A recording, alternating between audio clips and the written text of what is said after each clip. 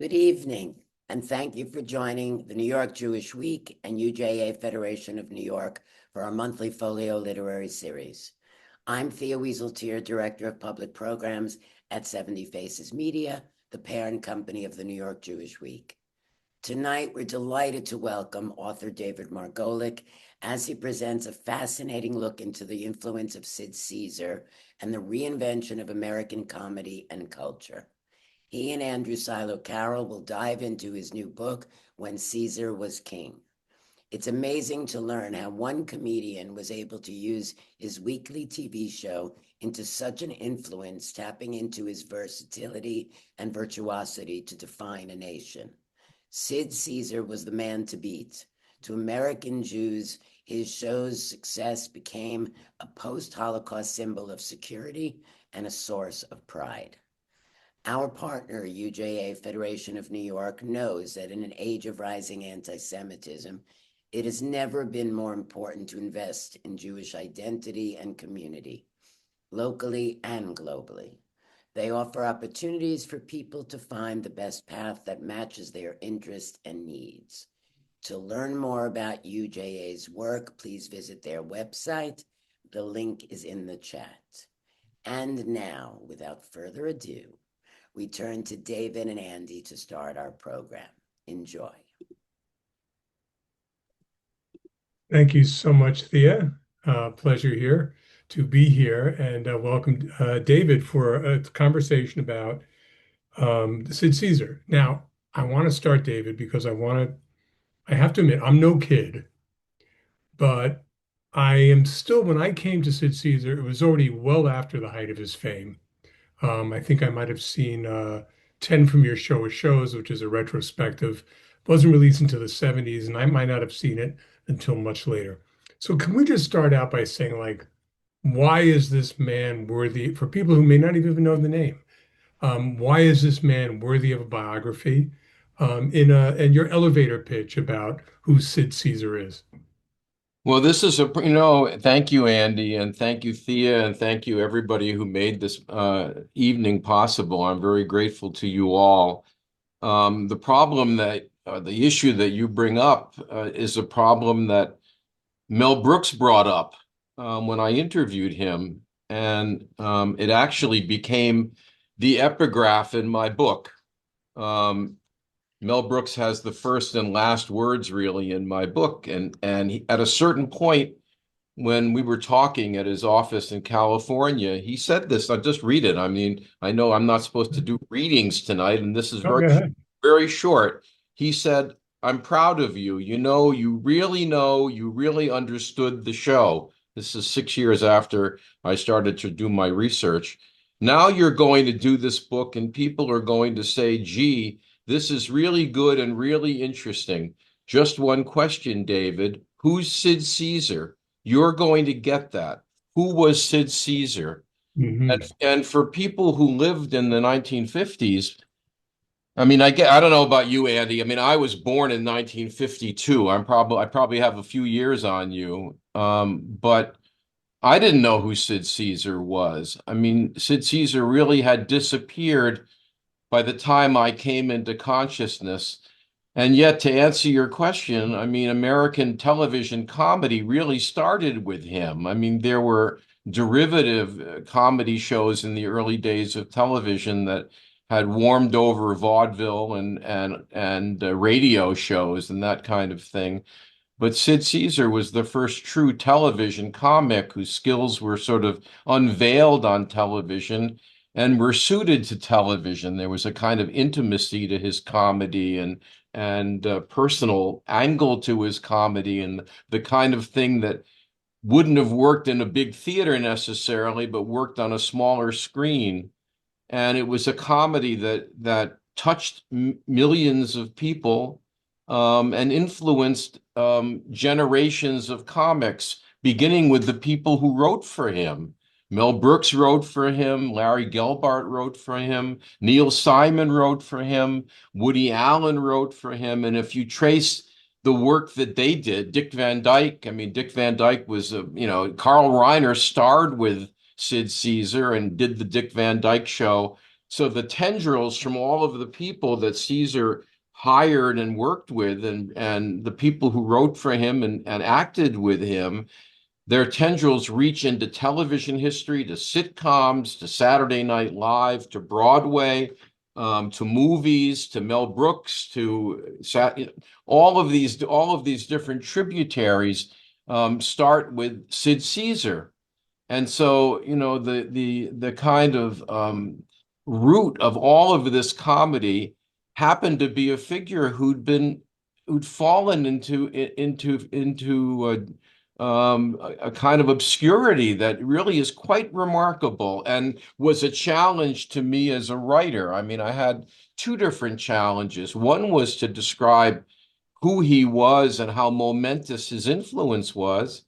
And the other was to describe why he disappeared to such an extent, to the point where even a comedy maven like you and somebody relatively well informed, though not an authority on television like me, we knew that he was famous, but we didn't know for what. Right. And that was one of the challenges of writing the book. So I want to get to his heyday, but first let's go back a little bit and talk about, we don't have, I mean, we talk a little about his childhood, poor childhoods, lower middle class in Yonkers. But I want to go quickly, you can talk about that, but I want to go quickly to the mountains, which I think a lot of people associate him, like Danny Kaye, like some of the major Jewish comics, as a product of the mountains. So maybe let's talk a little about his upbringing and what made him, where did he cut his comic chops? Well, the interesting thing is that when you talk about the mountains, the Poconos are just as important as the Catskills in Hmm. Caesar's case. I mean, he had Borscht Belt connections. He met his wife at a Borscht Belt resort. He started up there, but he started as a musician. He was not a stand-up comic. He was never a stand-up comic. Hmm. He wasn't part of the sort of comic mainstream of the mountains. Um, people spotted him as a funny guy who was horsing around during various musical routines that he did. And his comic beginnings were there. But the shows that he did, your show of shows in particular, but all of the shows that he did were rooted at Camp Tamament in the Poconos, a place to which Sid Caesar never really went. He went years later, but the producer of your show of shows and the man that really designed the programs that made Caesar famous, Max Liebman, was at Camp Tamament in the Poconos and not in the Catskills. And Hmm. that's where the whole sort of design of Caesar's programs, a mix of sketch comedy, individual comedy, music, dance, all of this, the kind of the multiple components of Caesar's show, and the whole idea of putting on a different show every week live, that was born in the mountains, but in the Poconos rather than the Catskills. And this lent a different tone to Caesar's comedy. It wasn't wise guy comedy. It wasn't stand-up comedy. It was more sophisticated in a way and complicated than that. It was sketch comedy. And so Caesar's roots were in that. The interesting thing is that Mel Brooks was kind of the bridge between the Poconos and the Catskills. Mel Brooks was not originally part of Caesar's entourage. He sort of insinuated his way in there by hanging around a lot and pestering everybody until he was hired on as one of Caesar's writers. And he was so irritating to everybody that Max Liebman, the producer of your show of shows, would not pay for him out of his own pocket. Caesar had to pay for him. So Mel Brooks was really more the Borscht Belt than Sid Caesar was. But in the end, Sid Caesar was an amalgam of different mountain ranges, the Poconos and the Catskills.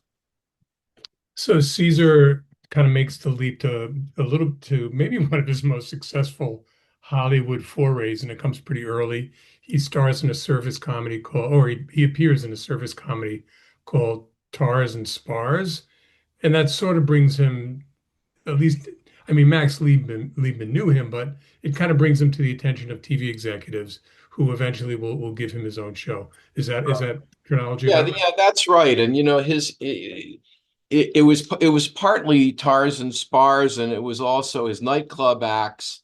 And again, Sid was never one to tell jokes. I think it was Joe Stein, one of his writers. I think it was Joe Stein who later did the book for Fiddler on the Roof, who said he never heard Sid crack a joke. Um, his early comedy routines were these solo acts that he would do where he would impersonate he would recapitulate entire movies. His most famous one was where he did a classic Hollywood scene of an aerial dogfight, and he played every role in this. He played the role of the German pilot, the British pilot, the American pilot, the different planes, all the sound effects, the bombs falling, and he would do these madcap, long individual solo routines that would go on for 5 or 10 minutes, absolutely exhausting and imaginative, with all kinds of different talents and skills incorporated into them.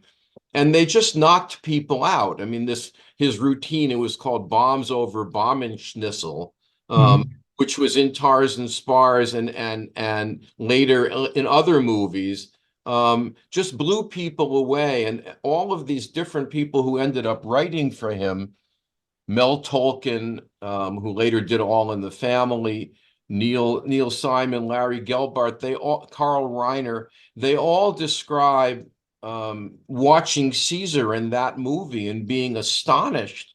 I remember that Larry Gelbart said that here was this guy with this extra planetary talent.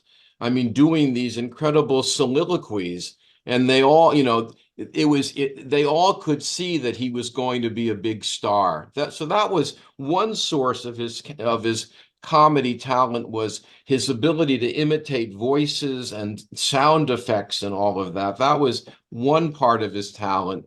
The other was his ear for languages.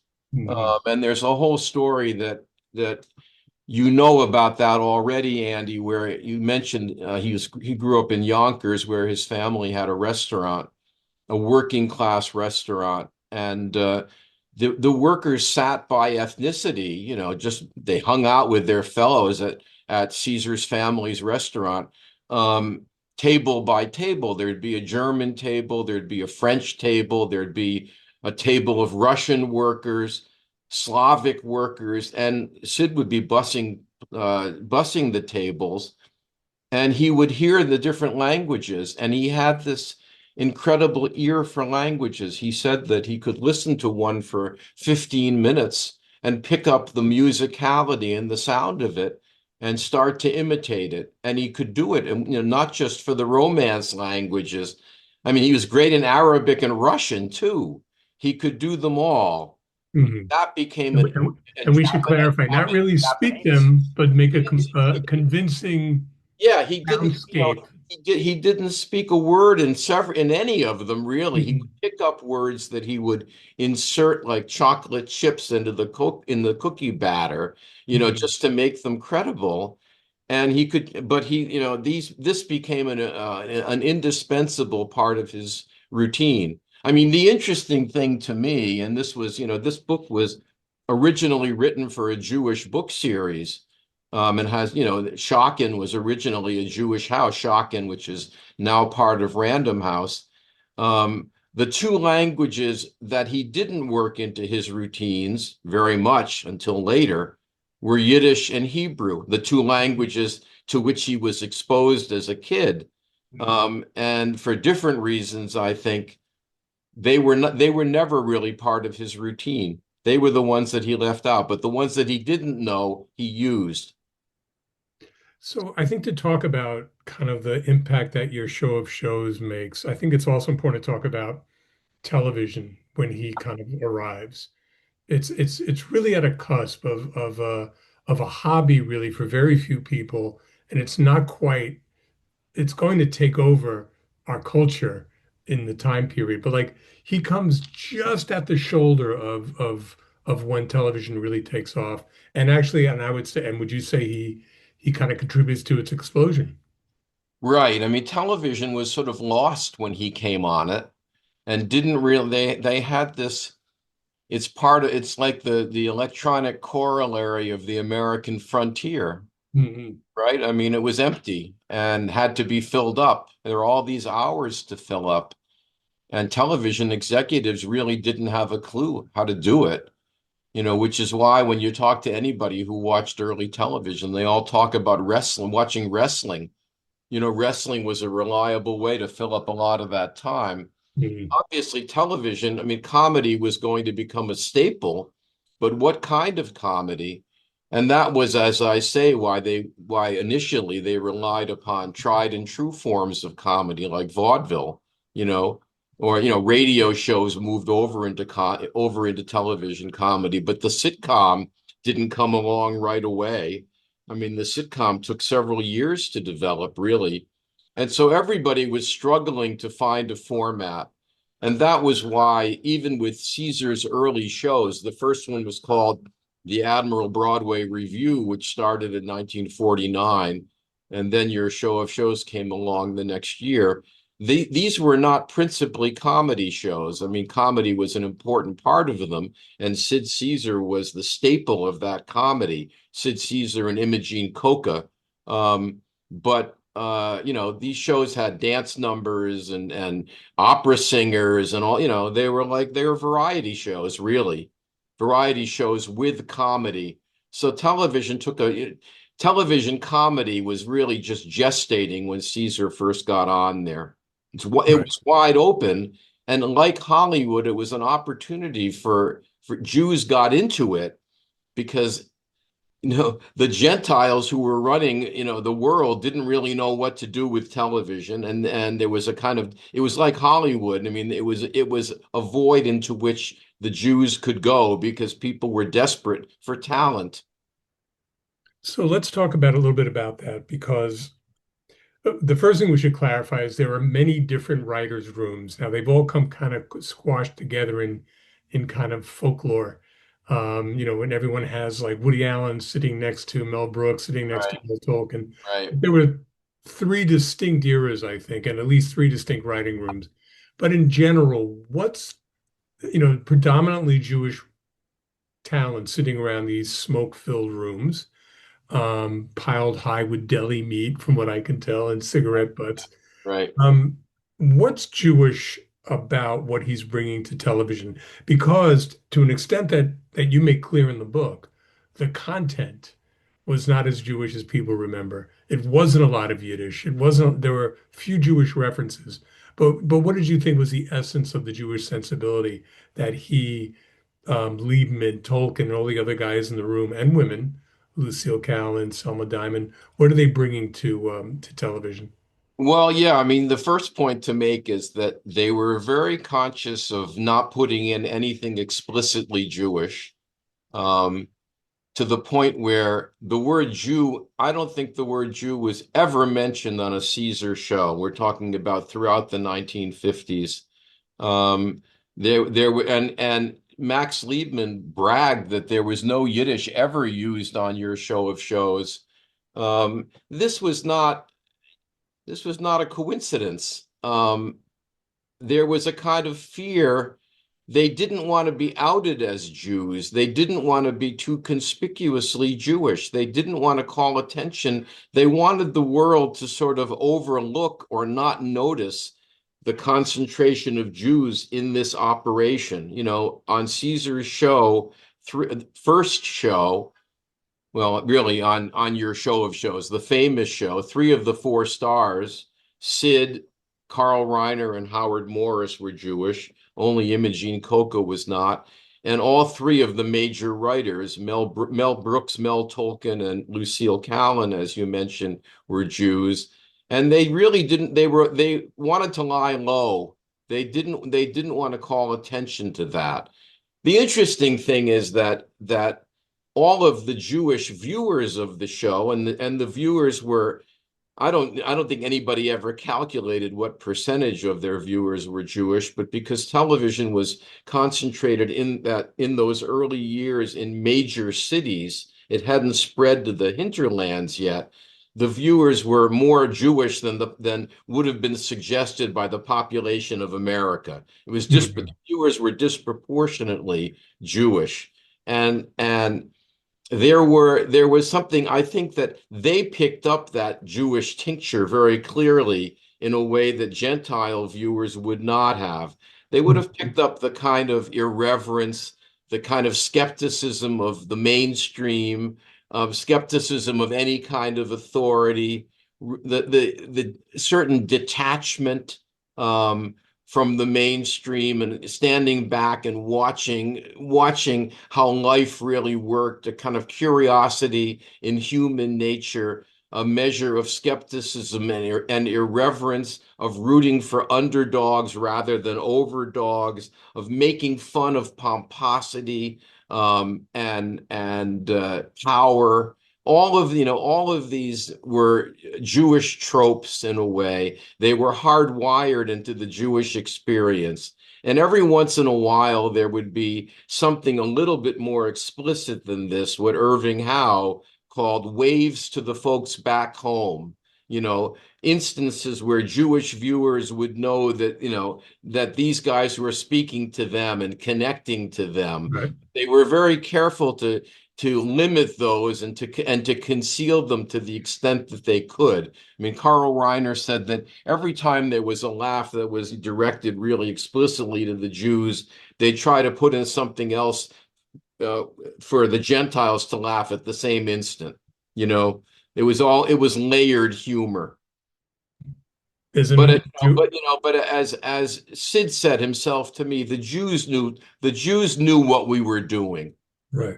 It was like they were winking at them. They were communicating, but not explicitly. There's another Jewish aspect which you write about beautifully, which is food. Uh, Right.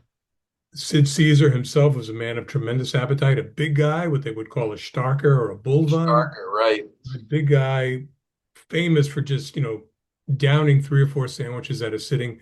And the shows themselves, there was a lot of food humor that somehow spoke to something Jewish, even if it wasn't apparent to a non-Jewish audience. Well, yeah, I mean, I discovered very early on that this was really a leitmotif in Caesar's humor. And many of the most famous sketches revolve around food. There's the wonderful sketch where there's a corporate board meeting, and they're discussing a merger, and they order sandwiches, and Sid, who's the boss, doesn't get his sandwich. Everybody else gets his sandwich, but Sid.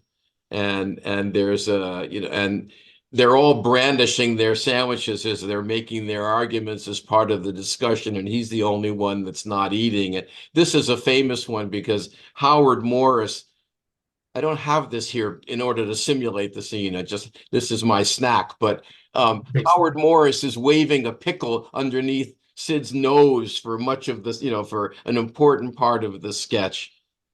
It's something that got by the NBC censors, who didn't pick up, the phallic possibilities in that scene.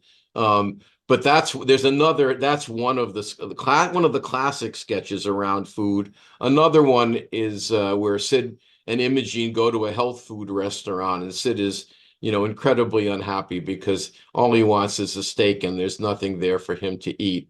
And Mhm. if I can, Andy, I want to, because I thought of this so much, I tried to reduce this to a couple of sentences in the book.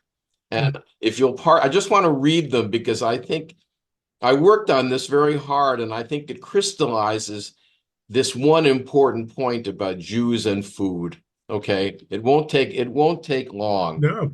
I say this was part of the discussion, really responsive to your question about what makes Caesar's humor Jewish. And I said it was Jewish in its obsession, born of privation, with food in all its forms and stages, craving it, getting it, not getting it, getting enough of it, or enough of the right kind of it, or too much of the wrong kind of it, or getting it too slowly, or getting less of it than the other guy, or savoring familiar forms of it, or struggling with new and unfamiliar forms of it, or gorging on it, or digesting it, or not digesting it, or savoring it as it went down, or paying the price for it once it landed. And that, I think that covers most of the sketches involving food on Caesar's programs. And there are many. And Caesar was very proud that in all of those sketches, the food is real. They treated food with great respect. I mean, they treated it with the respect of people who knew that food was to be valued and wasn't to be played with. There were no food fights on any of Caesar's shows. And this obsession with food interested me because, I mean, it was a question that I asked of many people, I discussed with many people, including Mimi Sheridan. And, a lot of people watching tonight will remember Mimi Sheridan as the longtime restaurant critic of the Times and a great scholar of food. And I said to her, every culture revolves around food and everybody loves food and everybody needs it. What is it about Jews and food? For instance, what's the difference between Italians and Jews when it comes to food? If you watch The Sopranos, that's all those many of the scenes in The Sopranos, they're eating. What's the difference between Jews and Italians? And she said to me, the Italians are just like the Jews, but without the panic. And I thought that really captured it. So your show of shows rides high. The critics love it. The audience love it. But surprisingly, it only lasts about 4 years. Is that right? And then That's 4.5 seasons. Yeah. and then it's, I mean, canceled. I don't know if they used that word in those days, but it's canceled. It's canceled really at Sid's initiative. Yeah. Okay, it wasn't that Sid had lost his popularity. It was that Sid was working under the thumb of somebody else, Max Liebman, and he realized that by this point, Sid was a big star. I mean, the show was very highly rated. In the last season of the show, Sid was making $25,000 a week. A week. This is in 1953. I think that somebody calculated it's $300,000 a week now. I mean, Sid was a mighty figure in American culture and American television, but he wanted the final say. He didn't want to work for anybody else. He wanted his own show. He resented the apportionment of time on your show of shows, all the jumping, and I forget the term. The jumping was the term that he used for dancers. He had another term for the singers. Mhm. And he thought that, he wanted to put a premium on comedy. And he didn't, when the show ran long, and you have to remember that these shows were done live, which was part of really an extraordinary thing, 90 minutes live every week, putting that together with no margin for error. I mean, the tension and the pressure to do that properly and all of that. Anyway, and at the last minute, if time had to be taken out of one part of the show in order to come up on deadline, it came out of the comedy because you couldn't do it out of drama and stuff like that. And he was tired of that, so he wanted his own show. And he also wanted, oddly enough, to get out from under the influence of Imogene Coca, who had cultivated an enormous following of her own. And I think that Sid was competitive a little bit. He wanted to be the only star on the show. And so that explains the segue from your show of shows at the end of the 1954 season. In the spring of 54, it ended. And in the fall, Caesar's Hour started. And as you say, Andy, all of these shows are kind of amalgamated in the public imagination and in popular history. But there were really three different shows, and Caesar was his own boss only for the final show, which lasted for 3 seasons. And that was the show, to go back to something finally that you asked before a few minutes ago, the writer's room, the famous writer's room. the writers' rooms in the first two shows were pretty small affairs. As I say, for your show of shows, there were basically three writers.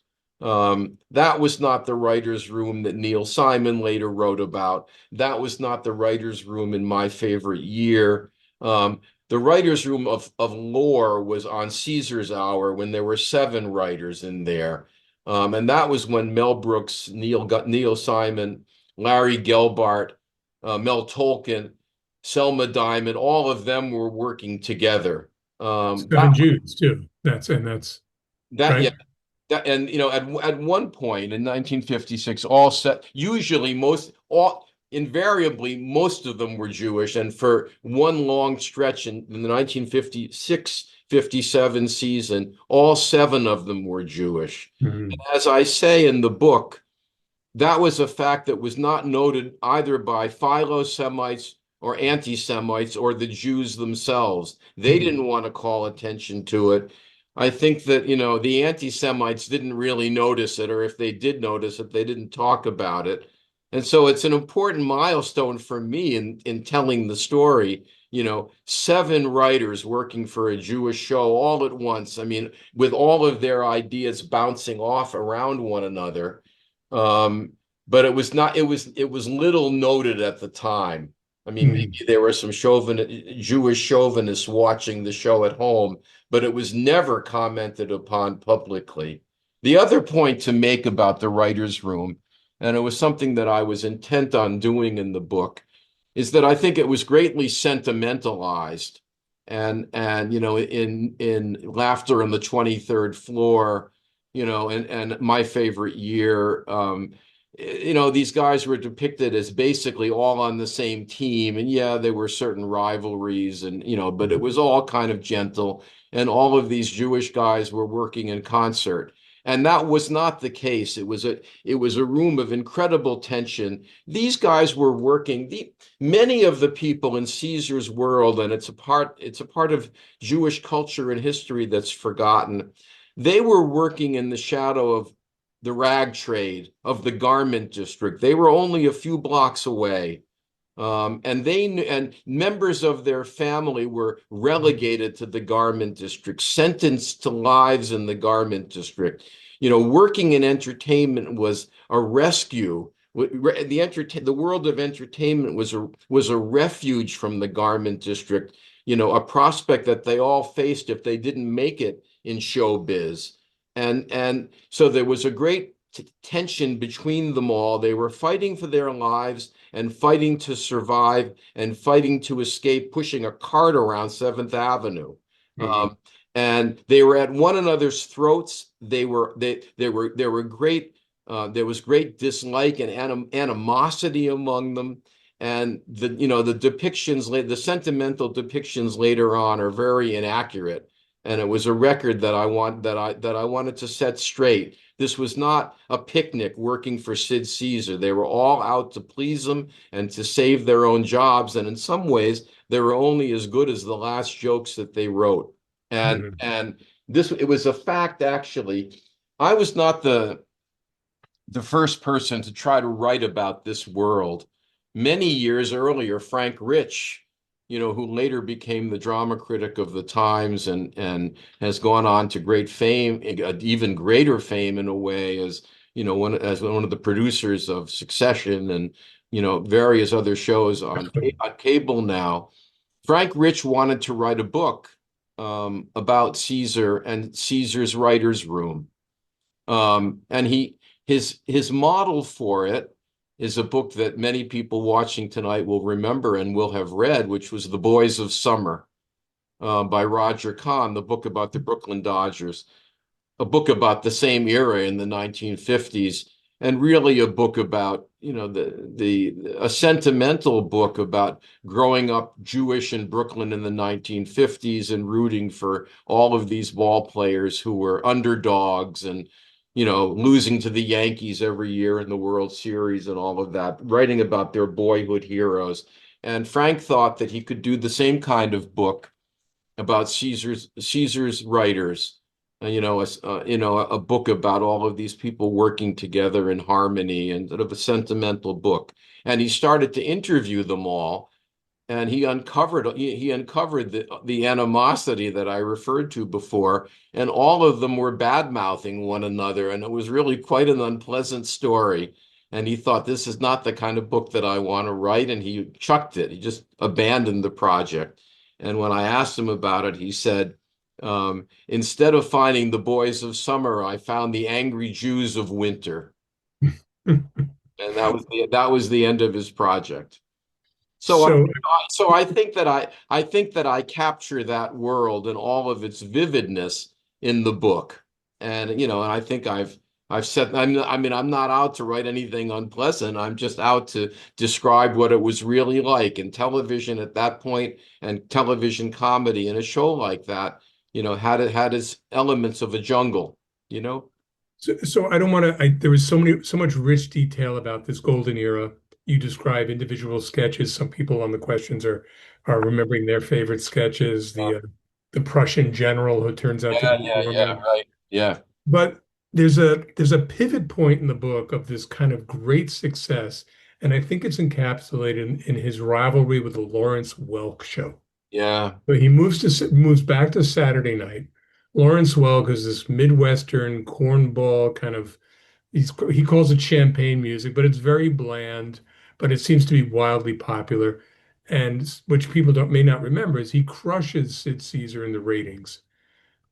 Caesar's show is considered too egghead, too elitist, maybe coastal, the way we talk about it, right, which in some ways is a code for like maybe Jewish, maybe not.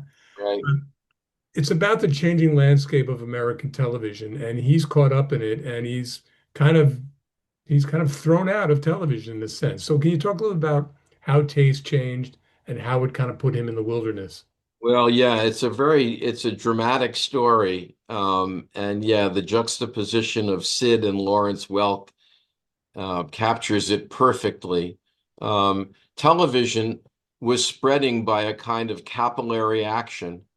And, as I said, it was originally largely confined to the cities in the Northeast. I mean, television was a Boston, Washington, Philadelphia, New York phenomenon.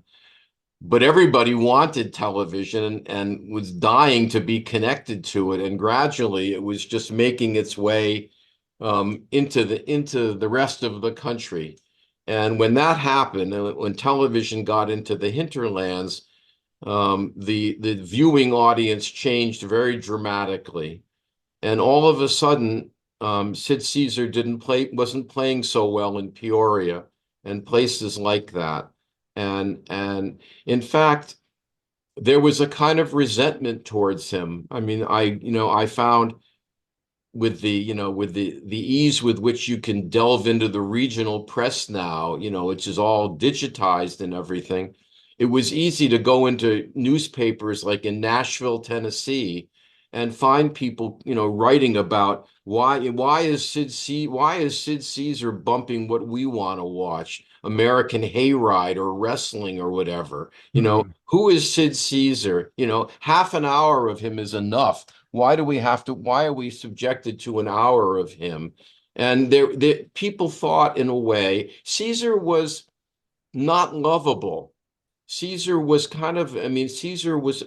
personally remote in a way. He was difficult to fathom. I mean, he had a certain inscrutable quality to him. He could perform very touchingly, but in some ways he was remote, and people thought that he was talking down to them in a way, and he generated a certain kind of resentment among people outside of these urban areas. And so when somebody emollient and accessible like Lawrence Welk came along, they turned the channels, and they turned the channels in enormous numbers. And Sid could see this coming, and I think, on a certain level, he recognized that Lawrence Welk, of all people, represented an existential threat to him.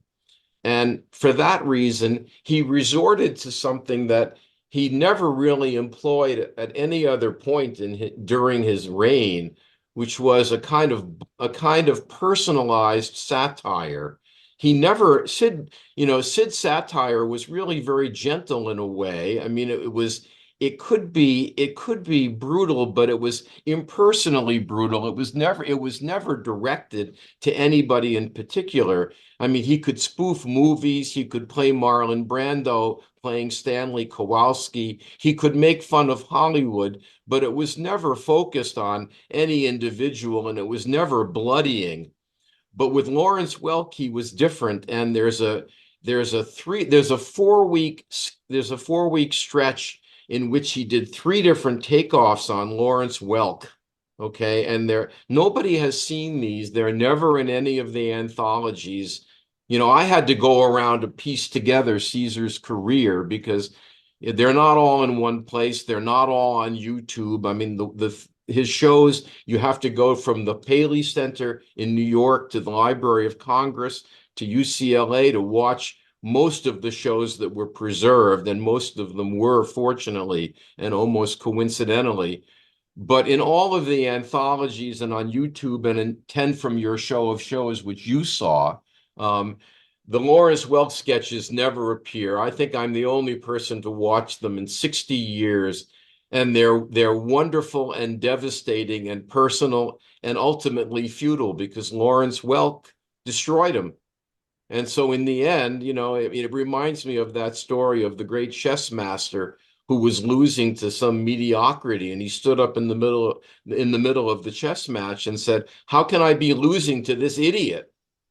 And I think that Sid Caesar and all of his writers, Mel Brooks and all of these very sophisticated people who were writing for him, they all felt the same way, but there was something inexorable going on in television. We're now talking about in the late 50s where Sid Caesar's style of humor was suddenly unpopular and unfashionable and was becoming a cult kind of humor.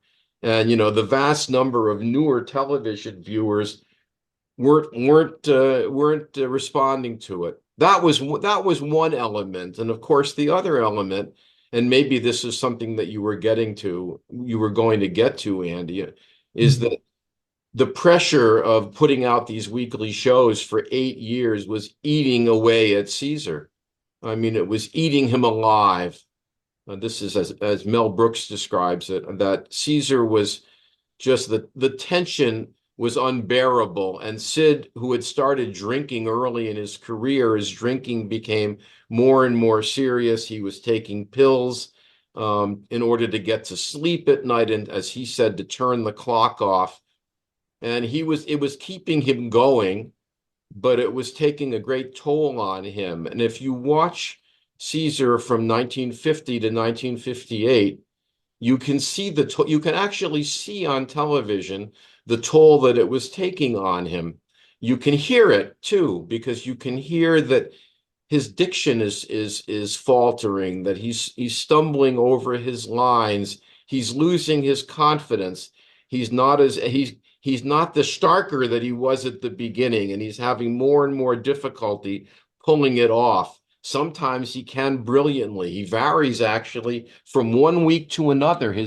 At least in my mind, his appearance changes. He's much less steady in a way.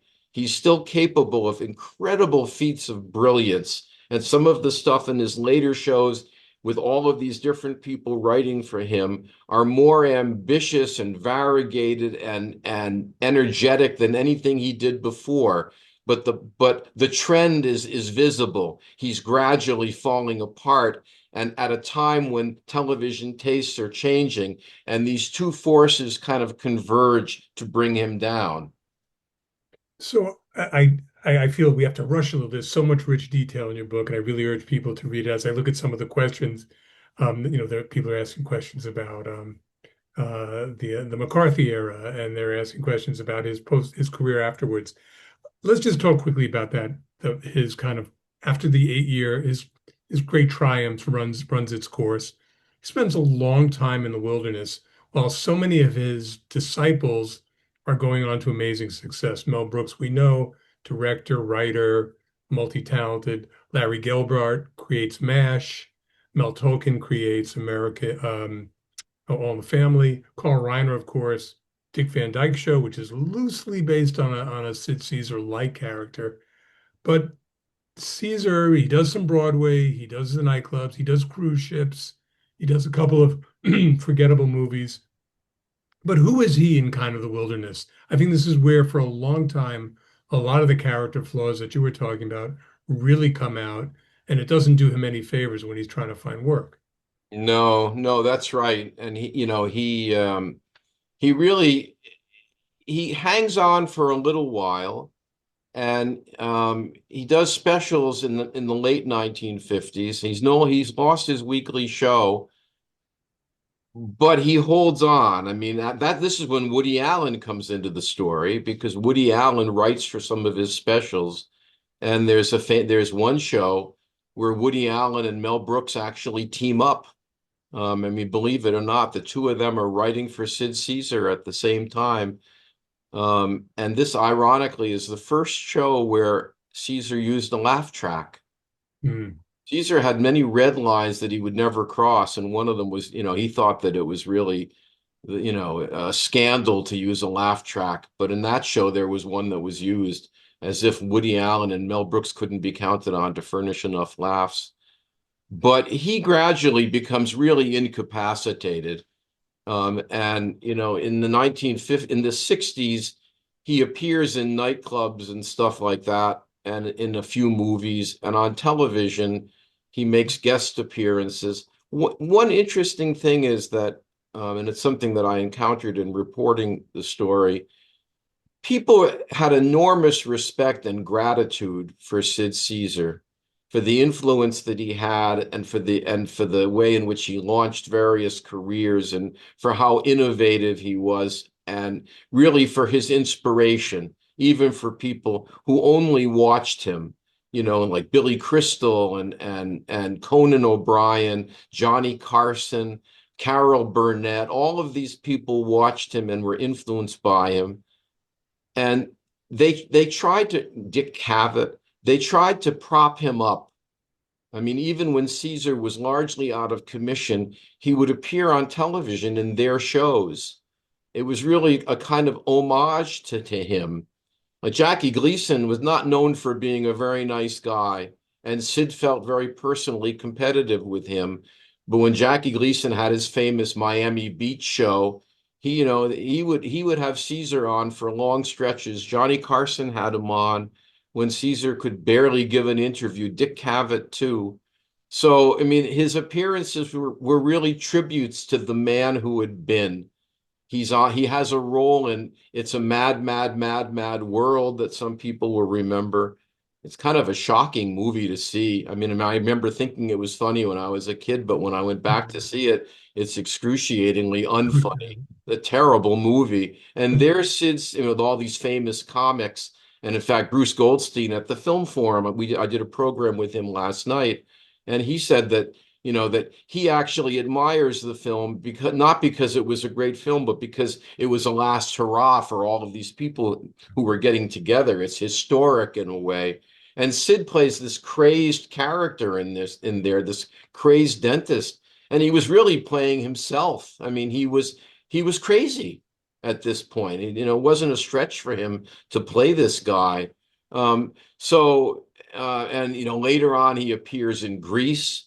And there are lots of people out there who know him only from Greece. And yes, as you say, people tried to give him chances after he went clean, around 1979 or 1980, after a breakdown while doing a Neil Simon show in Saskatchewan. I mean, that's what he was reduced to doing. That And was Last of the Red Hot Lovers. Was that? Last of the Red Hot Lovers, where he couldn't come out for the second act. He was just he was just zonked. He was spent. And after that, he realized that, as he said, he was going to die if he didn't go clean. And he shook the booze and got off the pills, and he started to come back. He cleaned up his act. And the folks at Saturday Night Live he was guest host for 1 week.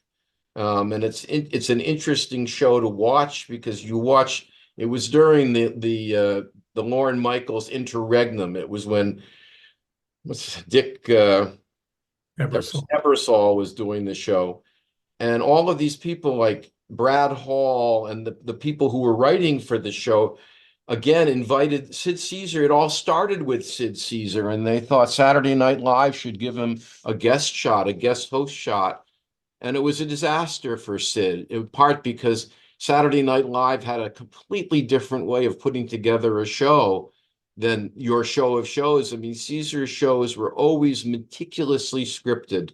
There was never any chaos or anarchy on Sid Caesar's shows. The closest was his famous takeoff on This Is Your Life that some people may be asking about tonight.